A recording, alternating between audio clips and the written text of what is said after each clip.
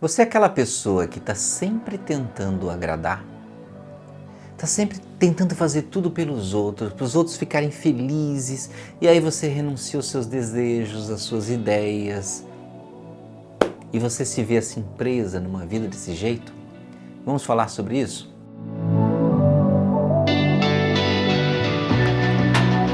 Olá meus amigos do canal, sejam bem-vindos, meu nome é Anderson Gomes. Se você não conhece o canal, eu sou parapsicólogo clínico especializado em hipnose e neurociência, atendo pessoas em consultório, presencialmente e online. Bem, vamos falar desse fenômeno nada incomum, que é a pessoa que quer agradar todo mundo. Todo dia eu vejo isso em consultório, pessoas que querem agradar. E existe um porquê de alimentar esse agradar, né? Por que eu quero agradar?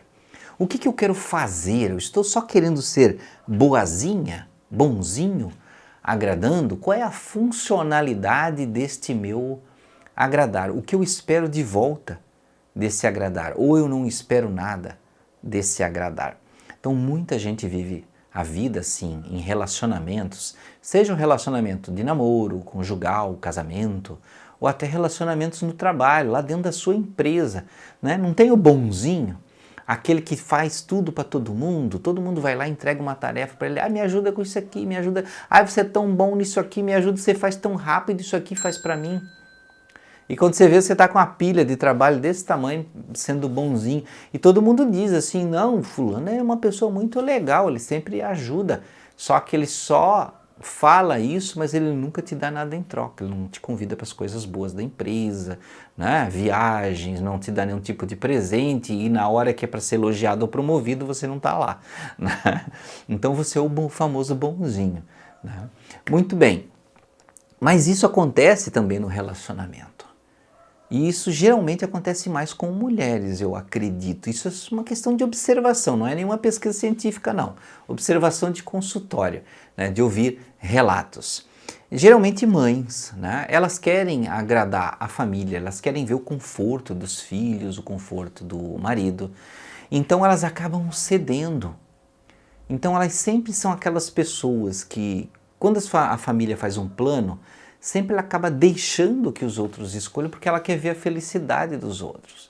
Ela não quer atrapalhar a felicidade, ela não quer que ninguém fique contrariado ou infeliz, então ela sempre cede, ela sempre acaba deixando.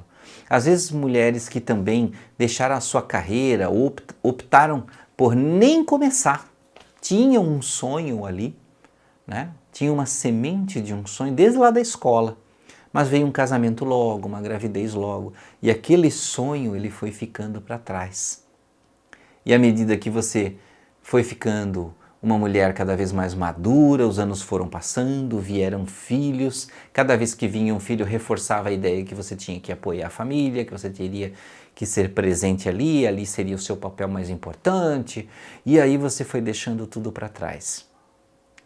E aí você chega a um ponto da vida que você acorda, eu não sei, isso pode ser no 35 anos, 45 anos, 55 anos, 65 anos, você sendo avó já, né? Quase pós-avó, pós-graduada em avó.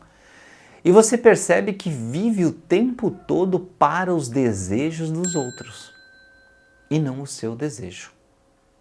Não é uma questão aqui, o ponto não é 8 ou 80, não é assim, ou você cede para todo mundo, ou eu vou me tornar uma pessoa egoísta, só vou pensar em mim. Não é bem assim. Sempre existe um meio termo consciente, sempre existe um bom senso entre as relações. Não é porque alguém que você ama quer algo que você tem que sempre entregar tudo. E você tem que renunciar a qualquer coisa. Você sempre ser aquela pessoa disponível o tempo todo. E tudo aquilo que você precisa sempre ficar segundo, terceiro e quarto plano. Então a questão é balancear os interesses dentro das relações e perceber que você também tem que estar em algum momento satisfeita. É como em um negócio. Como em uma relação de negócios. Né? A gente aprende em administração, né, que nas relações de negócios, isso em vendas, marketing, tudo isso, os negócios têm que funcionar num sistema ganha-ganha. Se for um sistema onde tem um ganha-perde, o negócio não é bom. O negócio pode até acontecer, mas aquele que perdeu, ele sempre vai ficar chateado, ou ele vai desistir de fazer negócio com aquele que só quer ganhar. Vai chegar um momento que vai ter uma pressão, e aí os negócios se rompem, as sociedades se rompem, ou os relacionamentos se rompem. Então, relacionamento onde sempre um ganha e o outro sempre perde, ou existe uma disparidade muito grande, né? Digamos assim, 80% das vezes tem um que ganha e 20% o outro ganha. Então sempre vai haver aquele questionamento. Então, principalmente o relacionamento, se você ama alguém, equalize o relacionamento. Não seja aquela pessoa que sempre cede. E se você é aquela pessoa que sempre cobra, não seja aquela pessoa que sempre cobra também. Porque é como se você fosse o algoz da outra pessoa, como se você segurasse ela numa corrente. Porque ela está sempre querendo te agradar e você está sempre querendo puxar. E não importa o quanto ela dê, você sempre vai puxar para o seu lado. Então, muito cuidado com esse tipo de relacionamento. Porque um dia quebra. Né? Então, perceba que você vai ter que começar, pouco a pouco, exercitar. No começo vai parecer muito estranho. Né? Você vai pensar que está fazendo alguma coisa errada. Você vai começar a pensar, mas agora eu vou me abandonar. Agora eu vou deixar de ser amado. Isso tem coisa lá no passado, tá? Pai, mãe, lá na tua infância, do porquê que você quer ser tão amado, porquê que você quer ser tão querido, porquê que você quer fazer tudo para que os outros fiquem perto de você e não se afastem. Tem muita dependência emocional envolvida. E isso é claro, se a gente for explicar tudo isso aí, não tem como sair num vídeo de 10 minutos, porque nem Freud, nos livros dele, né, em todos os livros, nem Jung não conseguiu zerar a matéria. Né? Então tem muita coisa maravilhosa, importante que nos ajuda, mas nem com toda a teoria dele está lá o 100% para dizer assim, ó, nós conseguimos consertar um ser humano em 10 minutos. Não, isso não existe. Né? Tem gente que está aí com 10 anos de terapia e não melhorou ainda. Então veja aqui, existem formas de você melhorar disso aí. Naturalmente, um dos jeitos de você melhorar é você buscar a forma terapêutica, é claro. Essa é, eu acho que é a primeira fronteira e a principal fronteira para você passar. Né? Porque por mais que existam medicamento não cura dependência emocional, não.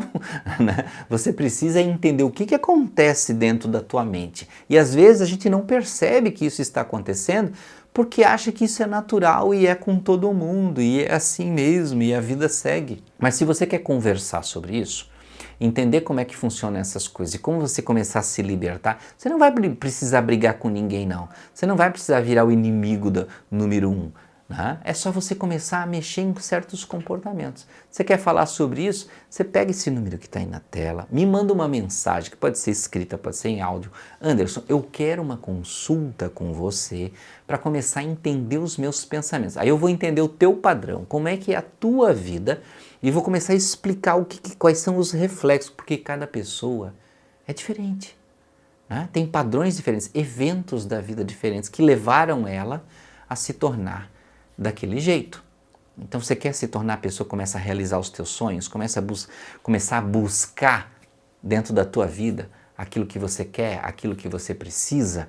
Então começa. É claro, você quer reprogramar a tua mente sem fazer terapia, tem o nosso Mindflow lá, que basta colocar um fone de ouvido, tem processos de reprogramação, que aí é uma autoterapia, é um outro tipo de forma. Você vai lá, assina, né? Assina ele e é bem baratinho, muito menos lá que esses streamings que tem por aí, né? E é um processo único, onde você vai conseguir, é como se fosse um Netflix da mente. Você escolhe o que você quer, ansiedade, medo, trauma, né? E você vai lá rodando e escolhe um que você acha adequado para você, bota o fone e ouve, não precisa ser especializado, não precisa ter uma capacidade além do normal, nada, qualquer pessoa faz. Então comece a mudar hoje, comece a entender esses padrões e comece a aprender a primeira técnica básica. Aprenda a dizer não.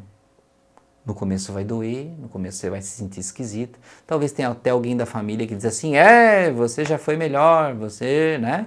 Não é mais o mesmo, não é mais a mesma. Por quê? Porque aquela pessoa está acostumada a se alimentar daquilo que você oferece, está sendo oportunista com aquilo que você dá. E aí no momento que você corta, você é criticado, você deixa de ser amado. Você não é amado pelo que você é. Você é amado por aquilo que você dá, por aquilo que você fornece. Comece a pensar sobre isso. Você é amado pelo que você é ou você é amada por aquilo que você dá, por aquilo que você oferece, pelo trabalho que você apresenta. Repense a sua vida. Se liberte. Grande abraço. Até a próxima.